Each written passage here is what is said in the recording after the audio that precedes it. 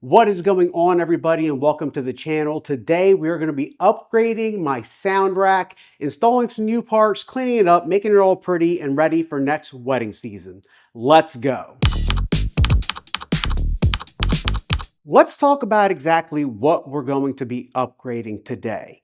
So the very first thing on the list is upgrading our power conditioner. Right now, I'm using a Furman M-8Dx, which has worked great. It's got a voltage readout. It's never let me down. I absolutely love it and believe in the brand, but we're upgrading to something a lot cooler. So we're gonna upgrade the power conditioner from the M-8Dx to the PL-PLUS DMC. Now, I'm doing this for multiple reasons, but the most important reason is because the PL-PLUS DMC not only has a voltage meter built into it, but it also has an ammeter. Now, an ammeter is what you use to see how much amperage you're drawing from that circuit. This is super important because you don't want to overload a circuit. You don't want a circuit to blow on your watch. So the ammeter will let you know if you're pushing that boundary or not. There's also other things like better noise isolation and a few other cool tricks that it does. But really, I just wanted that ammeter. One of the other major upgrades that we're doing with this rack is upgrading my second microphone.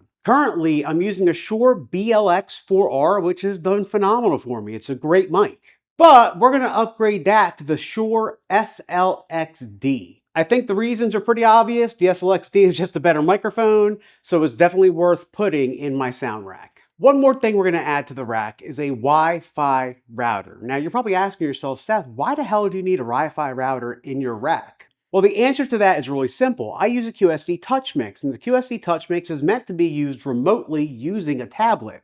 However, QSC only provides this little USB to Wi-Fi adapter, and the signal strength of that adapter isn't great. Like, if I'm 5, 6, 7 feet in front of it, sure, it works just fine. But if I go out on the dance floor, like go to the sweetheart table or somewhere across the room, the iPad loses signal and I lose the ability to properly EQ and adjust volume levels from where I'm at. So, adding a Wi-Fi router, I can create my own Wi-Fi network going directly to the TouchMix. That way I get better range with my tablet and I'm able to walk around the venue and do what I have to do for EQing and my sound check.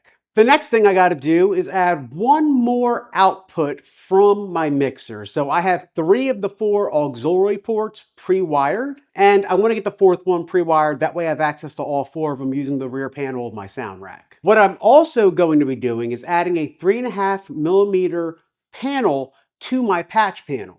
I'd like to be able to just plug a 3.5mm cable into my iPad, into a panel spot. That way I have backup in case something happens to my main DJ setup. Right now, the way I'm doing it is I'm using a DI box that plugs into an XLR and there's cables everywhere. And like it works, but it just doesn't look good. Which I understand, nobody really sees this stuff, it's behind a facade, but to me, it makes a difference. So I'm gonna be installing the DI box inside of my rack, running all the cables, plugging it into the patch. That way, when it comes to using my iPad as backup, all I have to do is take my one cable, plug it in, call it a day. Okay, so enough talking about upgrading this rack.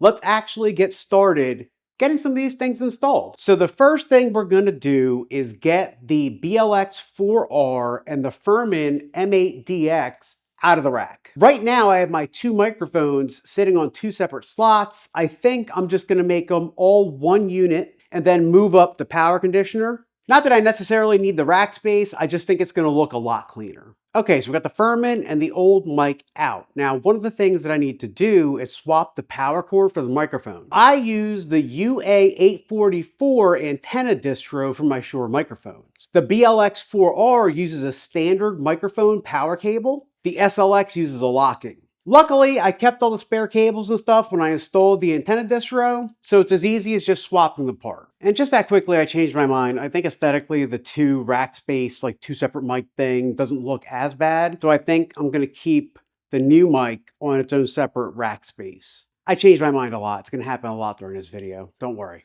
Okay, so now we have to build the mic. Let's go.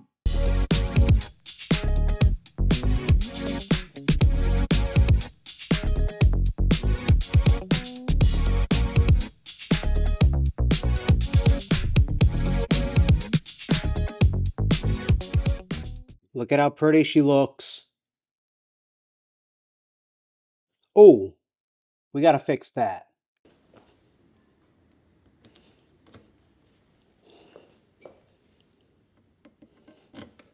Much better. Much cleaner. Okay, the microphone's in. Now it's time to put in our new power conditioner.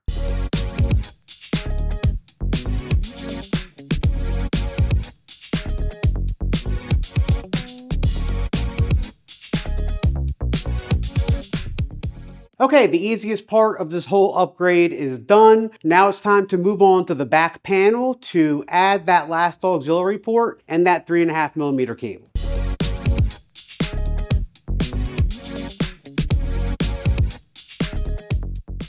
I hate this part the most because these screws are tiny and they suck.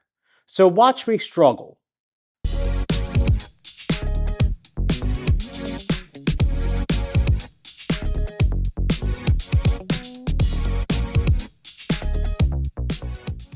Okay, we got one in. Let's go for the second one.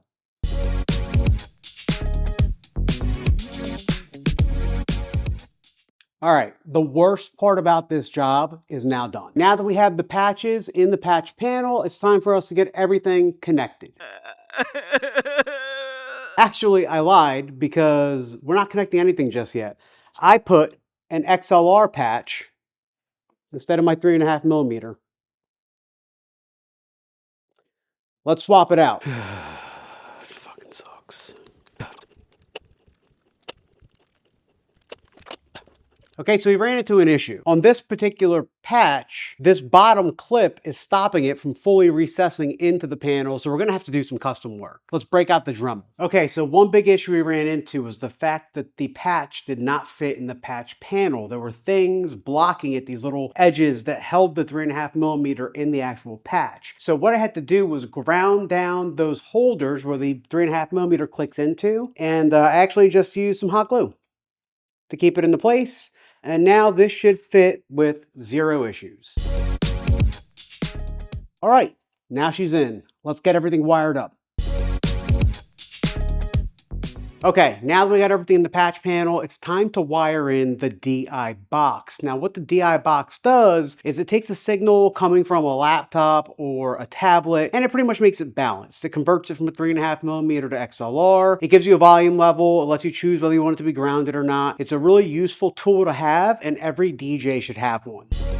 Okay, now when installing this, I got to figure out where to put it. It needs to be accessible so that I can make sure that it's either grounded or the ground is lifted, make sure the volume's where it needs to be, and overall I need to make sure that it doesn't move. First, let's route this 3.5mm cable to our patch. And now, just to make sure that doesn't come loose, we're going to put some tape on it. Now, for tape, we're going to use this interior Tessa tape. This is what automotive 12-volt electricians use to secure wiring harnesses, not to make electrical connection. You want to use electrical tape for that, but just to cover up harnesses or to keep things nice and tidy, this interior Tessa tape is king. There we go. Now she's nice and secure. Next, we have to route the XLR. Now, this is where it's important if you have a drawer for your mixer, something that pushes out, that you have it fully extended out when you install the XLR. That way you know how much cable you need. Because it might fit when it's pushed in, but you might not have room to push it out. Okay, so the cable's coming down right here. We're gonna route it right off to the side, and now you're gonna see that we don't have a lot of room to really put the DI box where I wanted to right here. So I think we're gonna mount it right here and clean up all the wiring, and that should be good to go. Okay, in order to mount this thing, I'm gonna double side tape it. Now, I'm not using any double-sided tape. I'm using like outdoor, good for the cold, good for the heat type of double-sided tape. That way this thing doesn't fall off. All right, so we got it mounted. It's good, cables ran. Now we just need to clean up all this extra nonsense that we got. Okay, we got it all wired up, got the extra Velcro tied and tossed off to the side here. That way it's not in the way. And now we have our wired 3.5mm socket. Yeah, it's missing a screw because the screw,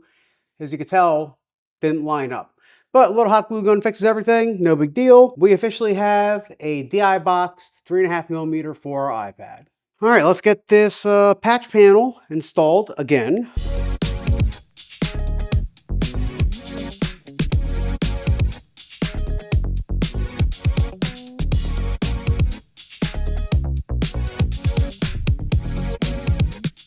All right, the bulk of the hard work is done. Now it's time to get this wireless access point installed, secured, and ready to go. Now, in order for any of this to work, you need to make sure you buy a USB-A to Ethernet adapter. You have to plug that where your wireless adapter plugs into on your QSC TouchMix to convert it into a wired signal. You also need to go into the mixer and set it for a wired network. And to do so, watch this video right here. Okay, now we need to get this Cat5 connected and wired up. So we're gonna feed it through the side panel right here and plug it in to our adapter.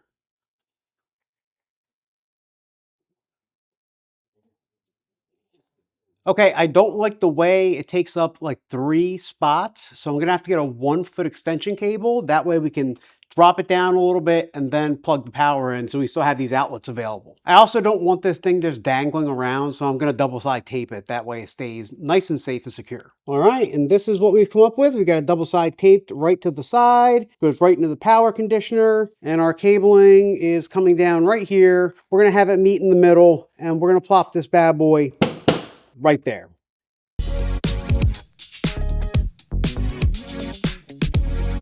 Keep in mind, if you're going to do something like this in your rack, you want to make sure that when you run your Ethernet cable, you have to fight the urge to like crumble it to wire management. Ethernet's very finicky. It's built up with thin strands of wire, so you want to make sure you coil it, just like this. Okay, now it's time to see if this thing powers back on. Fingers crossed.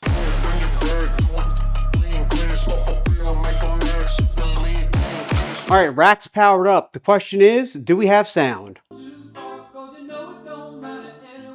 So our 3.5mm is working. Now it's time to check the mic. Now it's time to test the microphone, which is working 150%, zero issues. Okay, so we're done. Everything is working except for my TouchMix connecting to the network. So as it turns out, the QSC TouchMix is a little finicky with which type of adapter you can use going from the TouchMix to the router. I just went and bought an Anker adapter because I love Anker and Anker makes really good stuff. But apparently there's some certification that the adapter has to have, and I don't think the Anker has it. The issue I'm having is that even though it's plugged into the router is doing DHCP and assigning IP addresses, but the TouchMix is just not seeing the router. However, my iPad is, and I can connect to it, which means that it is giving out IP addresses and it is in fact working. So if you do opt to do the wired option for your QSC TouchMix, just remember you have to either have an Apple branded USB-A to Ethernet adapter, or you have to Google and find out what the protocol is. Either way, it looks like it needs a particular wireless dongle. So as soon as I get it, I will update you guys and let you know if it's working. All right, with the exception of the little snafu with the Ethernet adapter, which by the way, I've already got the proper one on order. It'll be here tomorrow. That way we can button this thing up and it'll be 100%. Either way, the rack is done. It's upgraded and ready for next year's wedding season. But viewers, I leave it to you. Were these upgrades worth it? Would you make them your audio rack? Leave it in the comments. As always, if you made it to the end of this video, I'd like to say thank you so much for watching. If you found anything valuable in the content, please subscribe to the channel.